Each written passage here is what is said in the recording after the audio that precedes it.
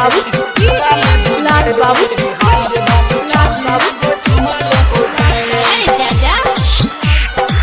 राज recording studio Noida Samastipur. Jeans देबो two piece देबो घघरी देबोगे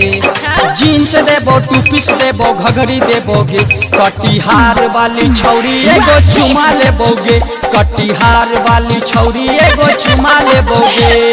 लाली देबो बाली देबो पायल देबोगे लाली देबो बाली देबो पायल देबोगे कटिहार वाली छौरी एगो चुमा लेबोगे कटिहार वाली छौरी एगो चुमा लेबोगे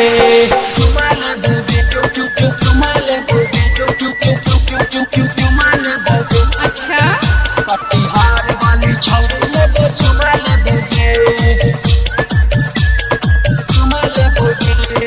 चुमा लेबोगे लाल बाबू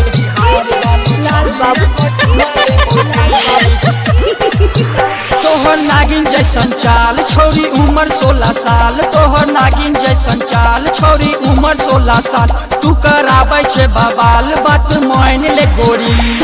प्यार से मोहब्बत वाला फूल देबोगे प्यार से मोहब्बत वाला फूल देबोगे कटिहार वाली छौरी एगो चुमा लेबोगे कटिहार वाली छौरी एगो चुमा लेबोगे जीन्स देबो टू पीस देबो घघरी देबोगे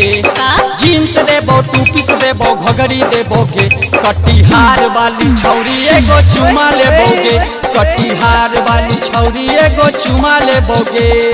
लाली देबो बाली देबो पायल देबोगे लाली देबो बाली देबो पायल देबोगे कटिहार वाली छौरी एगो चुमा लेबोगे कटिहार वाली छौरी एगो चुमा लेबोगे चुमा लेबोगे चुमा लेबोगे चुमा लेबोगे कटिहार वाली छौरी एगो चुमा लेबोगे चुमा लेबोगे लाल बाबू लाल बाबू चुमा लेबोगे समस्तीपुर।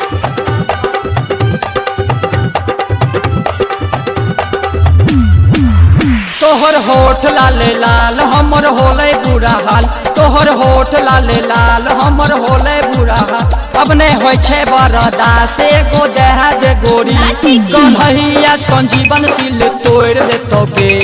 सेप खन कन्हैया छुके छोड़ देतोगे कटिहार वाली छौरी एगो चुमा लेबोगे कटिहार वाली छौरी एगो चुमा लेबोगे जीन्स देबो टू पीस देबो घघरी देबोगे जीन्स देबो टू पीस देबो घघरी देबोगे कटिहार वाली छौरी एगो चुमा लेबोगे कटिहार वाली छौरी एगो चुमा लेबोगे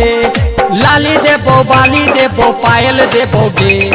लाली देबो बाली देबो पायल देबोगे कटिहार वाली छौरी एगो चुमा लेबोगे कटिहार वाली छौरी एगो चुमा लेबोगे।